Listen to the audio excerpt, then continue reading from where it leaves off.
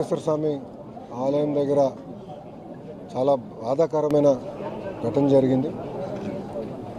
అక్కడున్న భక్తులందరూ ఈరోజు ఏకాదశి అని వెళ్ళి అక్కడ ఎంట్రీ పాయింట్ దగ్గర తోపులాట జరిగి 9 మంది మనం పోగొట్టుకుంటాం జరిగింది. ఒక 16 మంది ఇంజర్ కూడా అయి ఉన్నారు. 3 స్పెషాలిటీ కేర్ అవసరం కనుక వాళ్ళని శ్రీకాకుళం జెమ్స్ కూడా ప్రభుత్వం తరలిస్తాం జరిగింది. ఈ గుడి ఒక భక్తుడు ప్రజల కోసం భూమి కానివ్వండి, గుడికి ఖర్చే ప్రతి రూపాయి పాండా గారు అన్న పెద్దాయన, సుమారుగా 94 సంవత్సరాల వయసు కలిగిన పెద్దాయన భక్తుల కోసం వెంకటేశ్వర స్వామి గుడి ఉండాలి, ప్రజల కోసం అందుబాటులో తీసుకురావాలని కట్టారు. ఈరోజు ఇక్కడికి వచ్చిన చాలామంది భక్తులు ఇక్కడికి మొదటిసారి వచ్చిన వారు, కేవలం ఒక 10% మందే ఇది 2వ 3వసారి వచ్చిన వారు.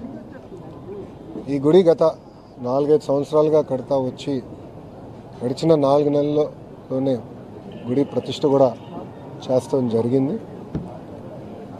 ఇక్కడ లోకల్గా అధికారులు కానివ్వండి, పోలీస్ సోదరులు కానివ్వండి, ఇంతమంది వస్తారని ఎవరికి తెలియలేదు.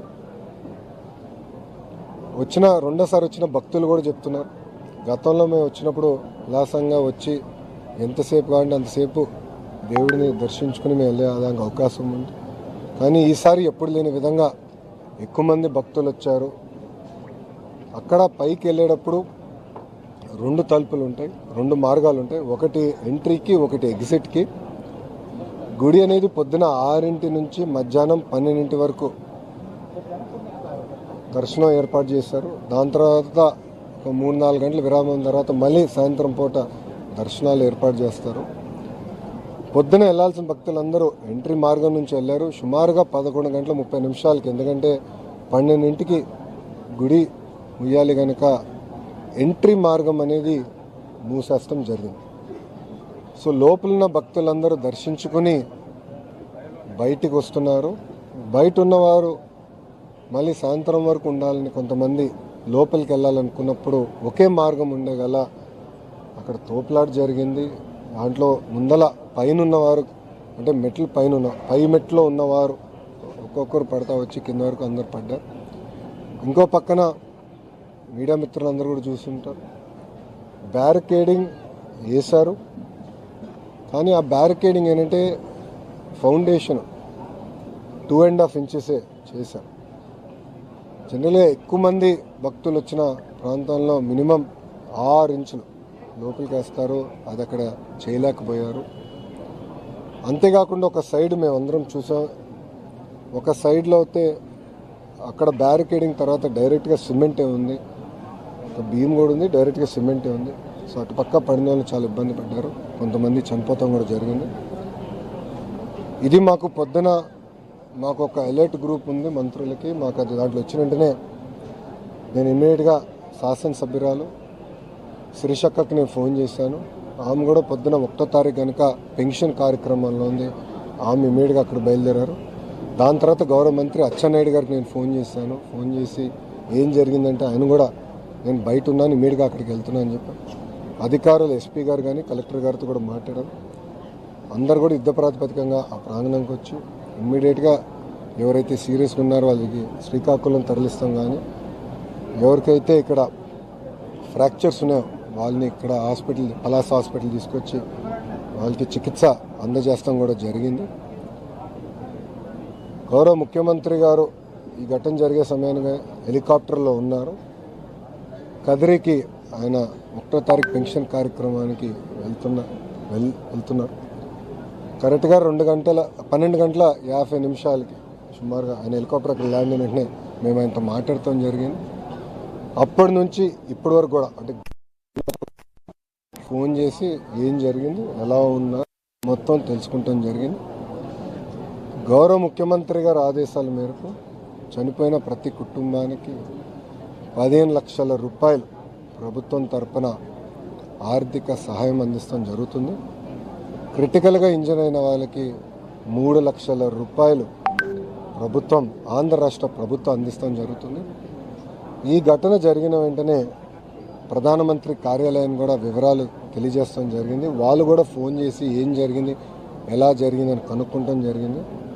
గౌరవ ప్రధానమంత్రి గారు కూడా చనిపోయిన వారికి 2 లక్షల రూపాయలు, క్రిటికల్గా ఇంజర్ అయిన వాళ్ళకి 50,000 రూపాయలు కేంద్ర ప్రభుత్వం నుంచి కూడా సహాయం అందిస్తాం కూడా జరుగుతుంది. అంతేకాకుండా చనిపోయిన వారిలో 3 తెలుగుదేశం పార్టీ సభ్యులు. సో మాకు కూడా ప్రమాద బీమా కార్యక్రమం ఉంది కనుక ఆ ప్రోగ్రాం ద్వారా ఆ కుటుంబానికి అదనంగా పార్టీ నుంచి 5 లక్షల రూపాయలు ఆ కుటుంబం కూడా అందిస్తాం జరుగుతుంది. గౌరవ ముఖ్యమంత్రి గారు ఇది తెలుసుకున్న వెంటనే నాతో మరియు డిజాస్టర్ మేనేజ్మెంట్ మార్చులు అనిత గారితో కూడా మాట్లాడటం జరిగింది. ఇమ్మీడియట్గా రాష్ట్ర వ్యాప్తంగా ఉన్న కలెక్టర్లకి, ఎస్పీలందరికీ కూడా రాష్ట్రంలో ఉన్న అన్ని గుడులకి వాళ్ళ డేట్స్ ఏంటి, వాళ్ళ ప్రోగ్రామ్స్ ఏంటి, గతంలో భక్తులు ఎంతమంది వచ్చారు, రాబోయే రోజులు ఎంతమంది వస్తారు, ముందల నుంచే మొత్తం వివరాలు సేకరించి సీసీటీవీ కెమెరాలన్నీ కూడా ఏర్పాటు చేసి క్రౌడ్ మానిటరింగ్ కూడా టెక్నాలజీ వాడి చేయమని ఆయన ఆదేశాలు కూడా జారీ చేస్తాం జరిగింది. అంతేకాకుండా ఇలాంటి ఘటన, ఎందుకంటే ఎండోమెంట్ కింద ఉన్న గుడులకి ఒక వ్యవస్థ ఉంటుంది, ఒక మానిటరింగ్ మెకానిజం ఉంటాయి. ప్రైవేట్ గుడులు అంటే ప్రైవేట్ వ్యక్తులు గుడులు కట్టినప్పుడు దానికి తీసుకోవాల్సిన జాగ్రత్తలు ఏంటి, గుడి కట్టేటప్పుడు ఎస్ఓపీస్ ఏమేమి పాటించాలి, దానిపైన కూడా చాలా సీరియస్గా రూపొందించి అది కూడా అనౌన్స్ చేయమని గౌరవ ముఖ్యమంత్రి గారు మంత్రివర్గాన్ని కూడా ఆదేశాలు జారీ చేశారు. ఇది ప్రభుత్వం చాలా సీరియస్గా తీసుకుంటున్నాం. అనుకోకుండా ఇంకో ఘటన జరిగింది. గౌరవ ముఖ్యమంత్రి గారు ఆయన ఎప్పటి నుంచో ఒక ప్రోగ్రాం ఉంది కనుక ఆ ప్రోగ్రాంకి వెళ్ళొచ్చిన తర్వాత భవిష్యత్ కార్యాచరణ ఏంటి, ఎలా చేస్తే బాగుంటుందని పైన కూడా ఆయనతో చర్చించి గ్రూప్ ఆఫ్ మినిస్టర్స్ నిర్ణయాలు తీసుకుంటాం. అంతేకాకుండా పాండా గారు 94 సంవత్సరాల వయసు కలిగిన పెద్దయిన, సమాజంలో చాలా మంచి పేరున్న వ్యక్తి. ఆయన కూడా గుడి ఎదురుగా ఒక చిన్న రూమ్లో దేవుడి విగ్రహం రూమ్లో పెట్టుకుని చాప వేసుకుని కింద పడుకునే వ్యక్తి. దేవభక్తితో ప్రజలకి దేవుడిని దగ్గర చేయాలన్న ఆలోచనతో ఈ గుడిని ఆయన కడతం జరిగింది. సుమారుగా 12 ఎకరాల్లో మాకున్న సమాచారం మేరకు ఇప్పటికీ 15 నుంచి 20 కోట్ల రూపాయలు సమకూర్చి సొంత నిధులు కూడా పెట్టి ఖర్చు పెట్టి గుడిని నిర్మిస్తాం జరిగింది.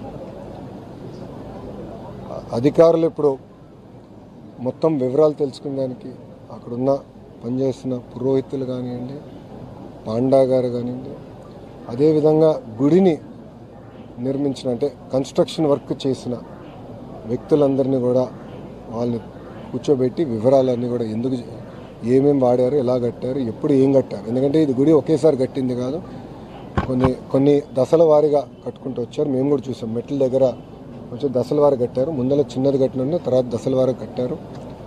సో ఎప్పుడు ఏం కట్టారు, ఎలా జరిగింది, ఇది మొత్తం వివరాలు తెలుసుకున్న తర్వాత భవిష్యత్తు కార్యాచరణ ప్రభుత్వం తీసుకుంటుంది.